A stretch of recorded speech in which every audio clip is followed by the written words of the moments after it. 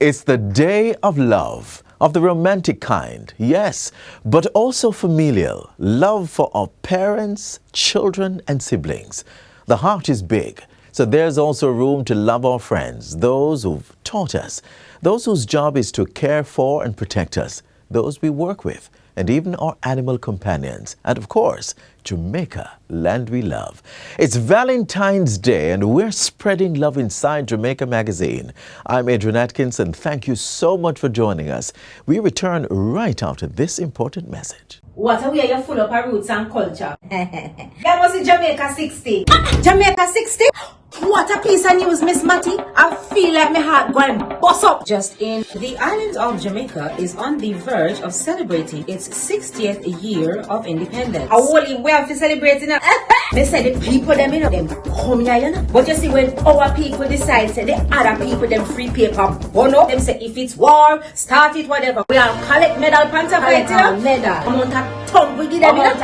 The celebrations are slated to begin on January 1st, 2022. Organized by the Ministry of Culture, Gender, Entertainment and Sport. We have more in this report. I am on site and planning activities are ablaze. Persons are advised to download the Reggae Jamaica app to know what it activities for the Jamaica 60 celebration. I forgot to download the app to get the updates then.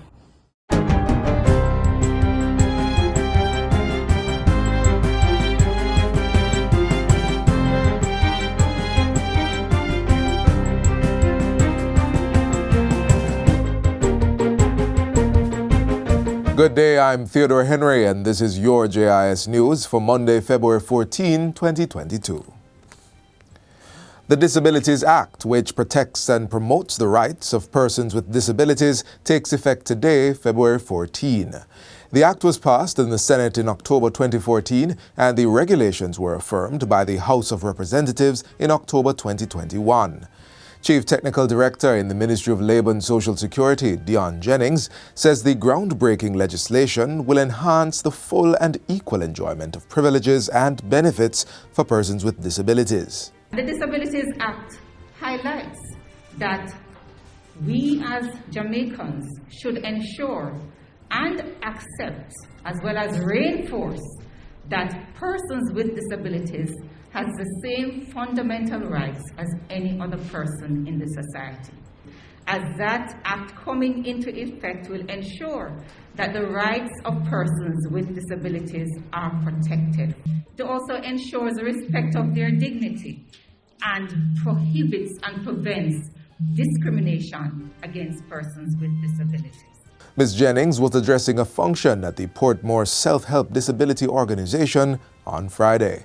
She says the law will give more authority to the Jamaica Council for Persons with Disabilities, JCPD, which will no longer be a department of the Ministry of Labour. The agency will be an independent body functioning under the Public Bodies Management Accountability Act. More persons with disabilities are being encouraged to register with the JCPD to access certain benefits.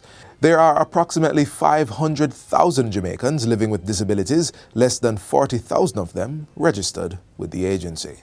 Students will return to the classroom full-time after the midterm break. Prime Minister Andrew Holness made the statement in Parliament last week as he provided an update on the country's COVID-19 containment measures. The pandemic, based upon the health threat, is existential. But I shudder to think of the education loss and what it will have, the impact it will have 5, 6, 10 years down the road if we don't move very quickly to correct it. So I'm giving notice that we will be returning to full face-to-face by the expiration of these measures. Then we will make the announcement for the following measures. In the meantime, the Prime Minister urges caution as government continues to manage the pandemic and a return to normalcy. While our indicators continue to show improvement, I want to caution the population that there is no room for complacency. While the government is widening the guardrails to allow more economic activity, citizens must continue to diligently follow the protocols to keep themselves, their families, and loved ones safe. Hospitals have been instructed by the Ministry of Health to resume normal services with the waning of COVID-19 cases on isolation wards. In a letter issued last Thursday, Chief Medical Officer Dr. Jacqueline Bisesa McKenzie instructed the regional health authorities to review hospital operations with a view to resuming select health services. This follows the emergency services mode that was activated in January due to high COVID-19 bed occupancy and staff shortages due to illness. The Chief Medical Officer says each hospital is to assess its ability to reintroduce normal health services.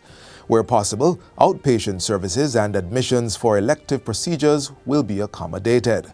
Many of the hospitals have already returned to normalcy in some areas, while others had not curtailed some services. The public is asked to contact the health facilities to get information on the status of the service they want to access. Construction of the Forensic Pathology Autopsy Suite is expected to be completed during the 2022-2023 financial year, which begins April 1.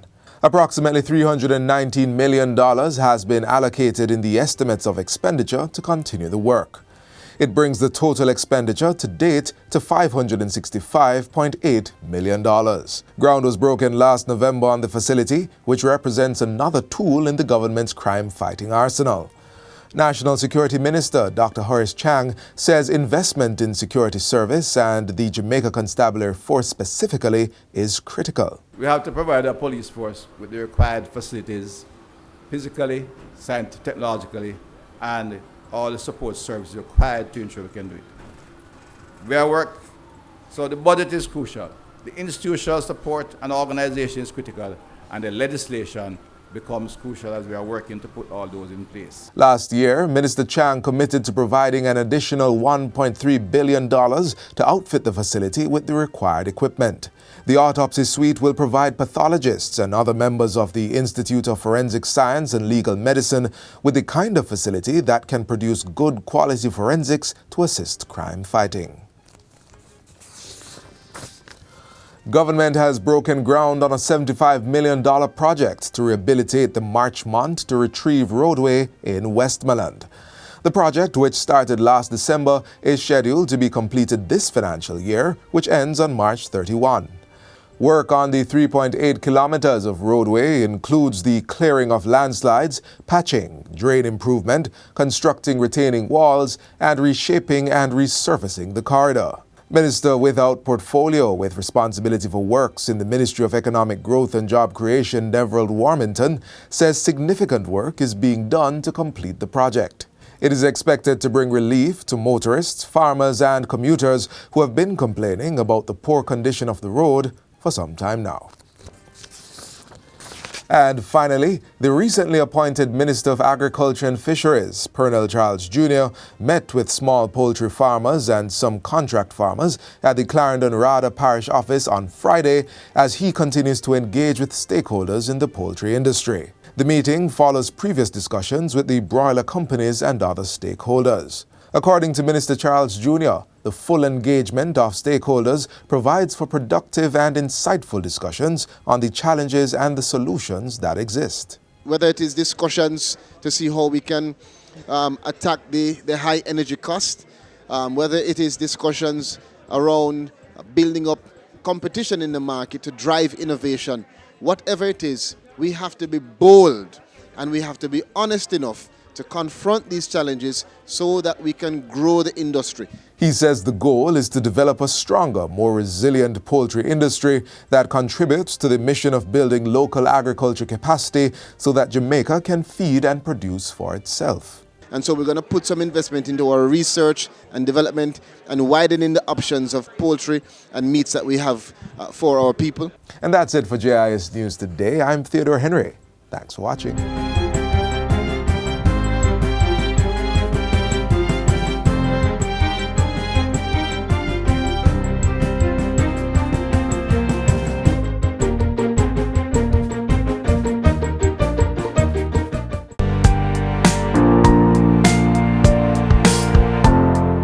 Hi everybody, my name is Jerome Smith and I'm the Principal Director of Forest Operations here at the Forestry Department.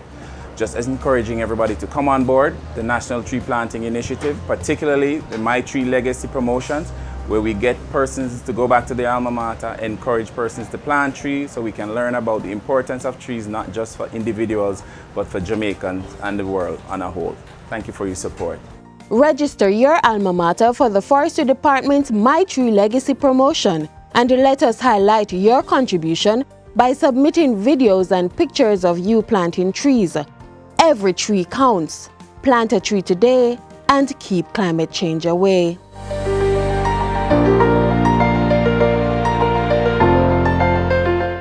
Before we get into matters of the heart, let's talk environment.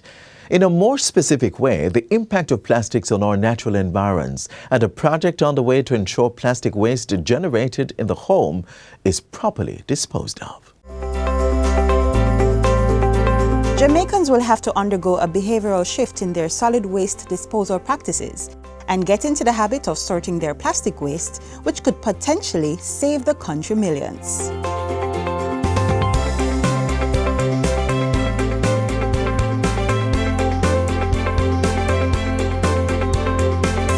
If the National Solid Waste Management Authority has its way, within the next 2 years, every household will have to separate its plastic for garbage disposal. According to the state-owned agency, approximately 40% of domestic waste consists of solid degradable substances such as plastics. When it goes to the landfill, and should there be a fire, those plastics enhance the burning and give us less control in managing any event of a spontaneous or otherwise fire at the landfill. We have two types of waste in the household. You have the organic and the inorganic waste, and the plastic is part of the inorganic. So it is a very good initiative, and I believe that it will save us money and it will save us the environment. Research has shown that plastics harm the environment, impacting the growth of humans, flora and fauna. Plastic products are known to clog drains, contributing to year-on flooding. Plastics also pollute the seabed, damaging the ecological system, such as sea creatures and mangroves. For those reasons and others, the NSWMA has embarked on a plastic separation project for Jamaica. Now in its pilot phase, the project has kicked off in Kingston and St. James. The purpose of this program is, one, to rid our waste of the plastics. Two, to reduce the amount of plastic that goes to our landfill. And three, also educate this community on how to separate and why the importance of separating these plastics. Our regional office, WPM, is promoting love for the environment, and as you are aware, the NSWMA is an environmental organization, though government. We are interested in the health of the environment, and keeping our environment safe is of importance to us. We want to rid the environment of harmful effluents, like we have plastic bottles. The residents are first educated on the importance of garbage separation, and then homes are provided with containers to solely dispose of their plastics.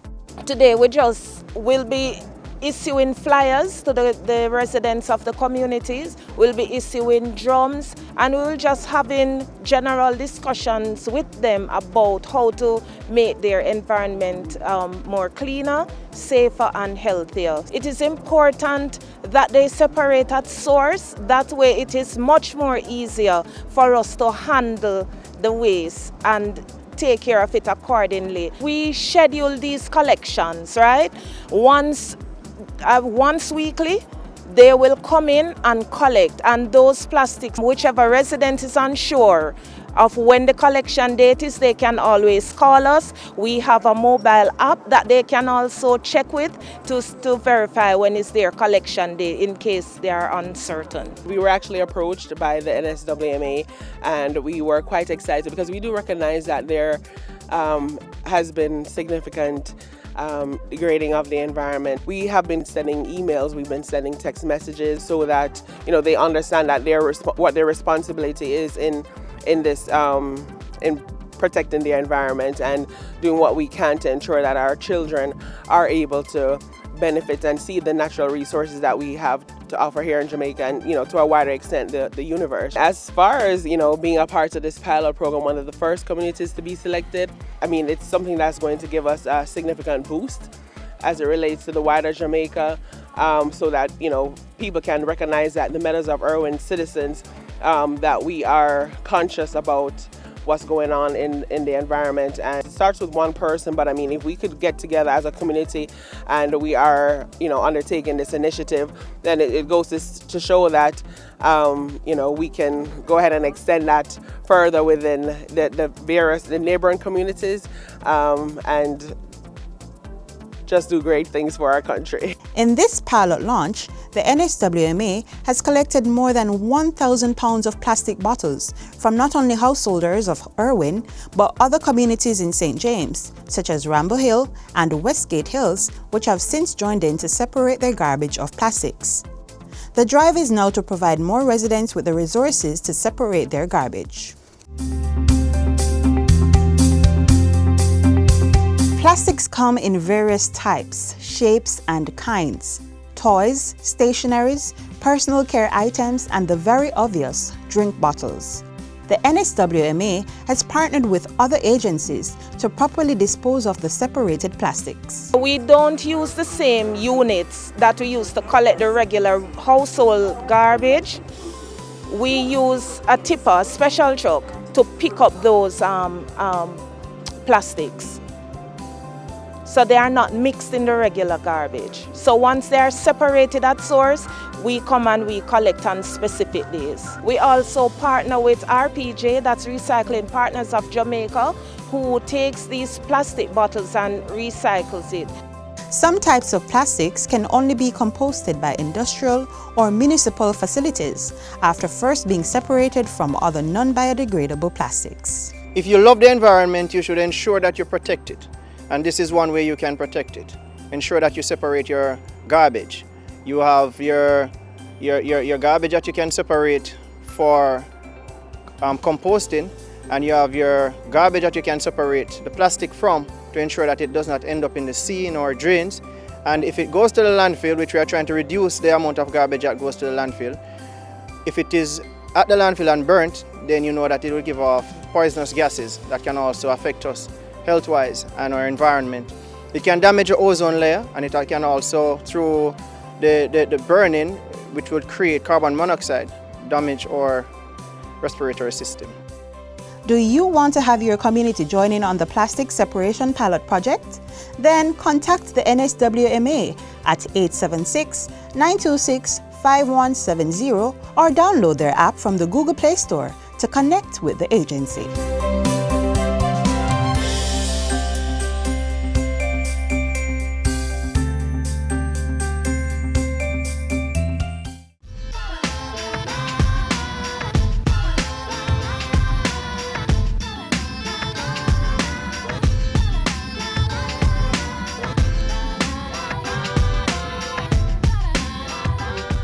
Well, I look for somebody who looks for the best interest in you, who wants to bring out your potential, and at the same time can be relational, understand who you are, and find you.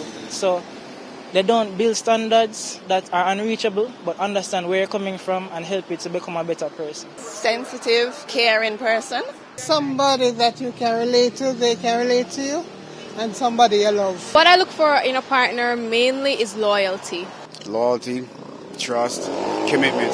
I think love is very important. I think one word, like just taking the time out of the day to just tell somebody I love them. They could be going through something I don't even know. I think love is something that's really important. Loyalty. First, I think that you have to love God, because God is love. And then you will know how to love others.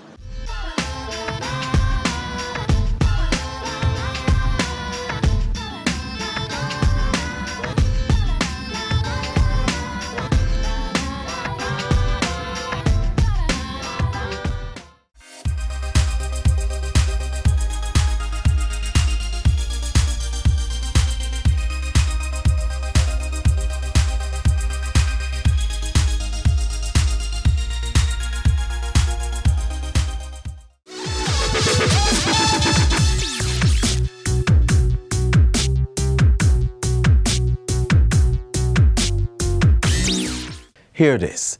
Another matter of the heart is being given attention today.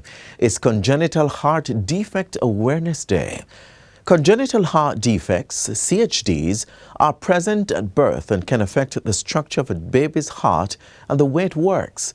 Some types are mild, such as a small hole in the heart, or as severe as missing or poorly formed parts of the heart.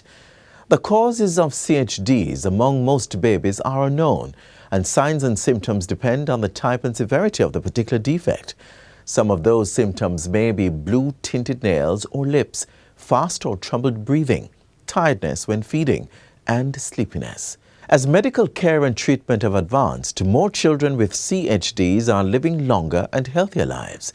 It is important to know that many people with a CHD lead independent lives with little or no difficulty, while others can develop other health problems over time. These include irregular heartbeat, increased risk of infection in the heart muscle, or weakness in the heart. It is important for people with a congenital heart defect to get routine checkups with a cardiologist to stay as healthy as possible.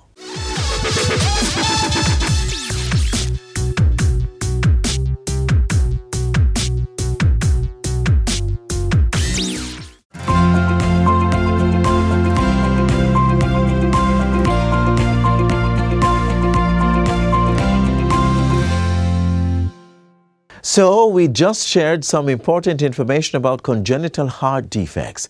Whether you suffer from one of these or not, regular physical exercise is among the things you are encouraged to do to maintain good heart health. We have some tips for a 5-minute full body workout anyone can do. Take a look.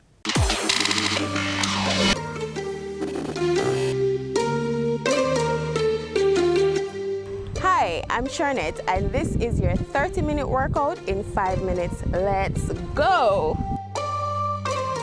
This is a full body workout that you can easily do at home. It's for beginners, so you can start with 2 or 3 sets of each rep. And remember guys, before you start any exercise routine, check with your doctor.